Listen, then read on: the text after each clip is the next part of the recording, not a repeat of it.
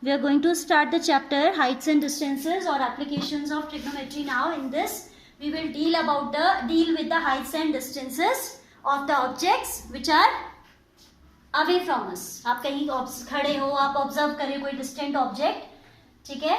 तो how will you calculate the distance of that object from the point of observation? How will you calculate the vertical distance, horizontal distance, or sometimes the diagonal distance, slant height जो होती है ना? तो this type of heights and distances we are going to deal, ठीक है? And this branch of maths is very useful in architecture. In these fields it is useful, very useful I can say, ठीक है? तो अब पहला आप इसमें पढ़ेंगे angle of elevation. Angle of elevation तब आपका बनता है elevation when you are observing some object which is at a height, जो आपका किसी हाइट पे है. Suppose you are standing here, these are the eyes, ये आपकी आईज है, आप यहाँ से ऑब्जर्व कर रहे हो. तो this is the horizontal line, this is what line, which line? Horizontal line. And your object is not along this line, object is somewhere up, object is somewhere up. Then the line joining this point object and the point of observation, इसको हम बोलते हैं line of sight. Line of sight means जिस line के along आप देख रहे हैं. सपोज आप सीधे सामने देख रहे हैं तो line of sight at that moment will be horizontal. Suppose you are observing an object, आपने क्या किया इसको समझिए. Suppose these are your eyes, ठीक है? आप ऐसे सामने किसी ऑब्जेक्ट को देख रहे तो this will become the line of site, है ना? Suppose your object is somewhere up, this will be the line of site upward. If your object is somewhere down, this will be the line of sight. So angle of elevation is defined to be the angle between the line of sight and the horizontal line when your object is above the horizontal. आपकी eyes जो हैं उनके horizon में नहीं है object, वो कहीं ऊपर है. Then angle between this line of sight and the horizontal is known to be the angle of elevation. इसको क्या बोलते हैं? Angle of elevation. This is clear, I hope. Yes. For example, suppose you are standing here and a kite is flying in the sky. तो आप kite को ऊपर देखोगे ना, तो आपकी जो रेस जा रही है, लाइट रेस जो जा रही है, इनको जोड़ रही है आपके ऑब्जेक्ट को एंड आपकी आईज को. Obviously those will not B along the horizontal line. तो ये जो लाइन है this is called line of sight, and angle between this line of sight and this horizontal is known to be angle of elevation. Angle of elevation is formed when your object is somewhere up. Object कहाँ है? ऊपर, view line से ऊपर. समझ में आई बात? Then we'll discuss angle of depression. Depression इसका just opposite होता है when your object is below the view line, ठीक है? Angle of depression. Suppose this is the observer, यहाँ आपका ऑब्जर्वर है, ठीक है? और कहीं माउंटेन पे खड़ा है और लेक में किसी बोट को देख रहा है, ठीक है? Suppose you are standing somewhere in the high peak, ठीक है? And from there you are observing a boat in the lake. आप टिफिन टॉप गए हो घूमने और वहां से आप क्या कर रहे हो? एक बोट को ऑब्जर्व कर रहे हो which is there in the lake. तो your object is this time somewhere below the horizontal line. ये हॉरिजॉन्टल लाइन तो हमेशा आंखों के पैरेलल होगी, बिल्कुल आंखों के साथ ही मिली हुई स्ट्रेट लाइन, ठीक है? ऑब्जेक्ट कहाँ है? नीचे है. तो ये हो गई आपकी लाइन ऑफ साइट. ये क्या हो जाएगी? Line of sight. तो angle between the line of sight and this horizontal line will be known as angle of depression when your object is somewhere down, ठीक है? नीचे आप, मैंने कहा कि आप टॉप पे खड़े हैं और आपका ऑब्जेक्ट लेक में है, तो आप ऊपर से नीचे देख रहे हो. When you are looking from up to object which is below your this horizontal line, ठीक है? तो ये समझ आया एंगल ऑफ डिप्रेशन का? ये क्लियर होना चाहिए आपको, ठीक है? Then when we will be doing questions ना, तो ज़्यादा क्लियर हो जाएगा कि जैसे हम ट्राइंगल्स में ये डील करते हैं तो ये एक्चुअली हमारा बाहर बनता है ट्राइंगल के, तो फिर हम ऑल्टरनेट से उसको लेते हैं. That I will explain later on only in the exercise, ठीक है? अभी आपको सिर्फ इतना जानना जरूरी है कि angle of elevation is formed when your object is somewhere up and angle of depression is formed when your object is somewhere down. समझ में आई बात? So now we have exercise based on this. Examples you will do yourself, once I'll 3-4 questions from the exercise we'll have done, तो आप easily examples start कर सकते हो. ठीक है. Question number 1 says a circus artist is climbing a 20-meter rope.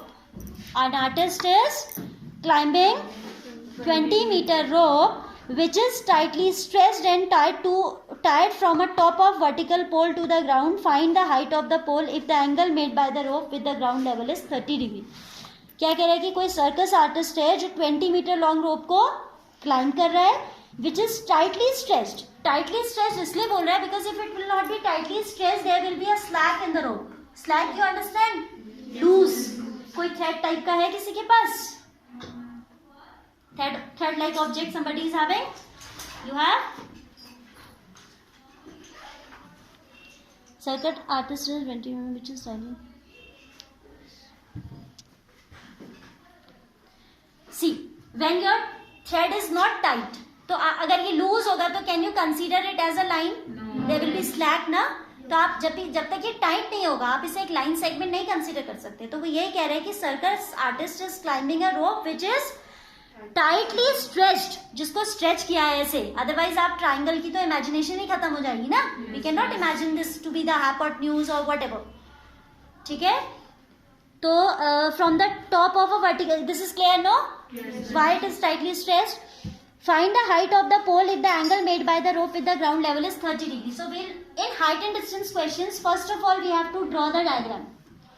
और इस question में जब ये बोर्ड में आता है ना सबसे पहले फिगर ही चेक होता है. If the figure is wrong working तो मुझे नहीं लगता कि कोई भी देखता होगा.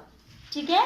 सो you should be very clear with the angle of elevation, angle of depression, then only you will be able to draw the figure correctly. Figure correct होगा तो सोल्यूशन गलत नहीं होता है generally, unless and until you are making a careless mistake.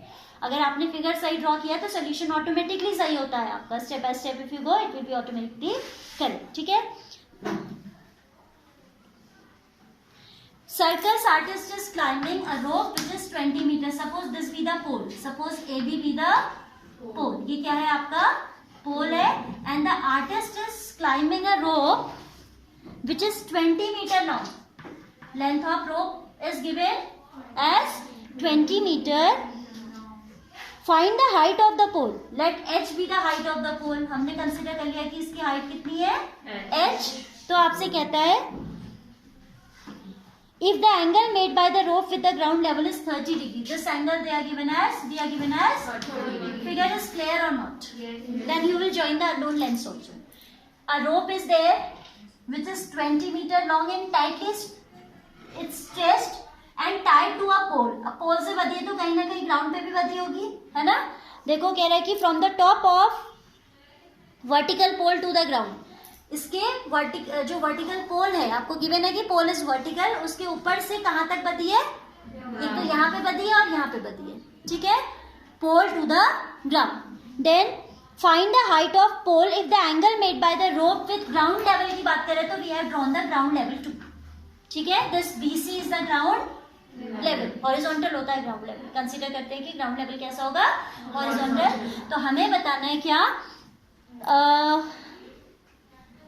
Find the height of the pole. तो हमने इसको h consider कर लिया. Let h metre be the height of the pole.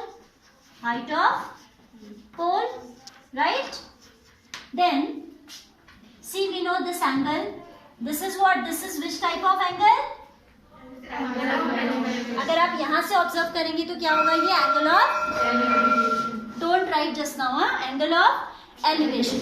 This for this right triangle, because pole is vertical, angle between the pole and the ground level will always be a right angle. This is clear to all? Yes. जो भी आपके vertical objects होते हैं वो ground level से 90 degree पे होते हैं. Then this height we have considered as h. तो अब हमें देखो hypotenuse निकालना है. तो आपकी ये जो questions होते हैं these are solved by taking ratios either sin, cos और tan. रेसिप्रोकल्स हम नहीं लेते. जब हमें साइन कॉस टेन से काम हो जाता है तो why we should take cosec और सेक और कॉट. तो जनरली इन तीनों में से हम कोई लेते हैं. क्या लेते हैं? इधर साइन और कॉस और टेन. और वो भी आपको फिगर से पता चल रहा होता है. देखो आपको हाइट निकालनी है and you are having hypotenuse. So which is the relation connecting height with hypotenuse? Which ratio? कौन सा रेशियो लेंगे हम? साइन रेशियो लेंगे. क्लियर हो रहा है ना y sine ratio? Because we have to relate the perpendicular with the hypotenuse. So I can write in right triangle ABC sine 30. Sin theta is equal to perpendicular upon hypotenuse. तो theta यहाँ पे 30 है, so I have written sin 30 is equal to perpendicular, that is AB upon hypotenuse, that is AC. I hope this is clear to everyone. Yes. Sin ratio लेना सबको आ रहा है ना? Yes. Now sin 30 you will tell me. Raise your hand for sin 30. Yes. It's half. Sin 30 is half. We just are left with the calculation. ठीक है, सारा काम आपका हो चुका है, अब थोड़ी सी कैलकुलेशन बची है.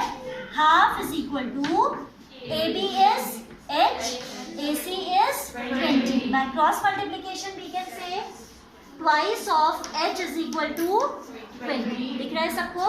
Twice of H is 20 और H is equal to 10. Cancel कर दो सीधे सीधे.